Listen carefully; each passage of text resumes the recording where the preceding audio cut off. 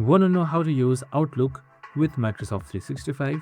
Well, no worries. In this video, I'm going to show you an easy step-by-step guide on how you can do it.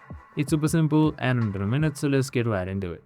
Now, first things first is simply open up your Microsoft 365 website. Now you can just simply sign in and you should be under this interface right here. And now once you're under this interface, here on the left side, you should be seeing a menu popping up. If you don't see it, on the top left side, you should be seeing this navigation. You can just simply select that. And here you can just simply scroll down a little bit. Right below PowerPoint, you should be seeing Outlook. You can just simply select that. So Outlook is a mailing service that is from Microsoft. So you can just simply open it up and you can sign in through your normal procedure using your Microsoft account. And as you can see right here, I'm just going to sign in real quick. So now my Outlook has opened up. Now you can just simply use it by creating a new mail by selecting new mail right here. So I can also navigate freely by just simply selecting discover groups, view various navigation bars, see junk emails, deleted items, sent items, and most more just like this right here.